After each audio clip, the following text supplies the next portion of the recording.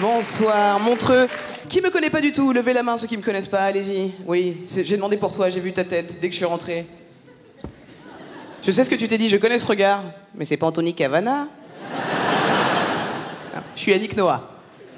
Mais je suis caché, j'ai mis des chaussures, c'est pour ça que tu m'as pas reconnu, c'est un host. C'est la dernière blague raciste de la soirée. Bonsoir à tous.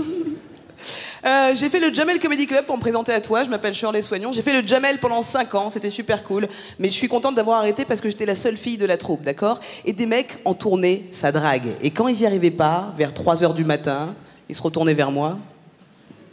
Ouais, et ils me regardaient comme un yaourt périmé dans le frigo. C'est marqué dans leurs yeux, franchement je le voyais, ça a l'air dégueulasse mais j'ai faim. Merci de rire autant, merci beaucoup. Et moi je leur répondais comme un yaourt périmé, je leur disais me mange pas, tu vas être malade. Parce que je connais mon corps, il est comme mon métier, drôle. Quand je prends une douche, je ris toute seule. Hey, disco. C'est la même coupe. Oubliez ça, je plaisante. Mais j'ai analysé mon corps dans le miroir, j'ai vraiment un corps de base. Tu sais, j'ai un corps fait pour marcher, manger, respirer, c'est tout. Si j'étais une voiture, je serais un vélo. Honnêtement, je sais pas s'il y a un lien entre la façon dont t'as été procréé et le corps que t'as après, mais si c'est le cas, je pense que mon père, il a fait ça. Bon, on va faire des courses. Corps de merde. Attention, j'aime mon corps, juste je sais à quoi je ressemble, ok? Je vois, il y a des filles, je vous vois, vous pouvez vous mettre nus, sans Photoshop, je suis pas jalouse, et faire une pub pour Dior. Moi, si je me mets nu, je peux faire une pub pour Médecins sans frontières. Il me manque que les mouches dans les yeux. Je te jure, quand je bois de l'eau, ça fait ça. Qui a fait oh, ils font pas ça dans les pubs pour ONG, ils mettent pas un enfant avec des mouches dans les yeux, de la morve et de la terre craquelée? Ok, on va en parler 2 secondes. Je suis africaine, les enfants n'ont pas de mouches dans les yeux en Afrique. C'est pas des chevaux. Ils ont des mains pour faire ça. Ça marche avec des moignons, hein, donc on arrête. Hein. Mais j'ai réfléchi à la question, ils sont obligés de vendre de la misère. Parce que c'est la misère qui fait vendre. On peut pas mettre un enfant qui sourit avec un slogan cool, genre donner 2 € et Mamadou aura un festin de roi. Tout le monde dirait c'est mort, je donne pas. Il va être plus heureux que moi, le mec. Ça marche pour les Français, ça. 2 €. Mais, ouais. Il faut dépasser ces pubs pour ONG, enfin, tout ce qu'on nous montre à la télé ou dans les pubs, parce qu'on y croit après, tu vois, c'est terrible. Moi, quand j'étais gamine, je suis née en France, j'ai grandi en France, et quand j'étais petite, je pensais pas être africaine d'origine. Je croyais que j'étais américaine à cause des pubs. Tu sais, je regardais les Cosby Show, Le Prince de Bel-Air, c'était ça ma vie. Et le jour où j'ai appris que j'étais africaine, j'étais en vacances avec ma mère à New York, à Abidjan. J'ai encore du mal à le dire. Et là, j'entends ma mère parler avec des copines et dire « Non, vraiment, nous les Africaines. » Et là, j'ai dit « Quoi? On n'est pas américaines? Oh non! Je veux pas voir des mouches dans les yeux. » L'image glauque de l'Afrique, essayons d'évoluer, c'est important.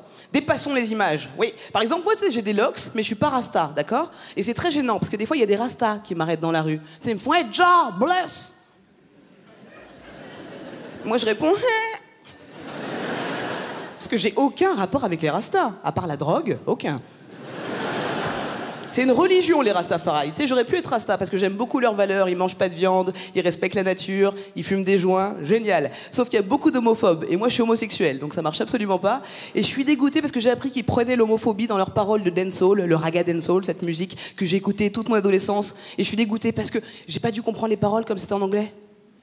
J'ai dû me faire insulter par mon pote toute mon adolescence, putain. Je devais dire des trucs de fou, genre à la benne, à la lesbienne, à la benne, et moi je devais être là, pull up. On va brûler des PD, aïe. J'arrive pas, putain, à comprendre le délire de passer des messages de haine en frottant des culs. C'est comme si les nazis avaient inventé le zouk, ça n'a aucun sens. Tous dans le train, on va être collés serrés. Non.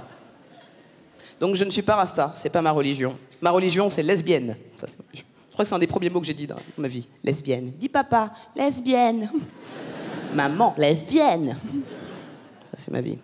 J'ai remarqué qu'il y avait un gros beauf en moi quand je draguais les filles, c'est horrible. Ouais, je suis un beauf quand je drague les filles, je me suis analysé, c'est terrible. À la fin, j'étais au restaurant, et la serveuse a ramené la carte du restaurant, et j'ai dit, bon, y a pas la serveuse au menu?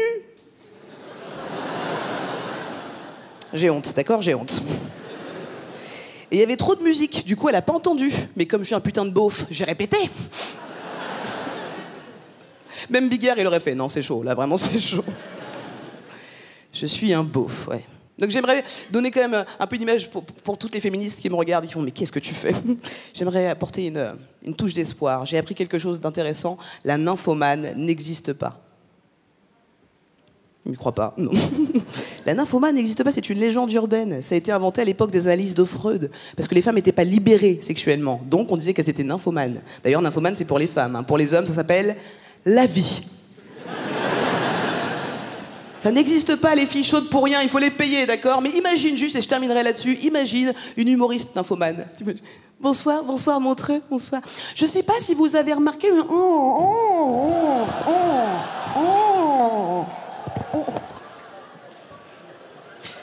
C'est une performance que je viens de faire, parce que ce micro a traîné partout, c'est même pas le mien.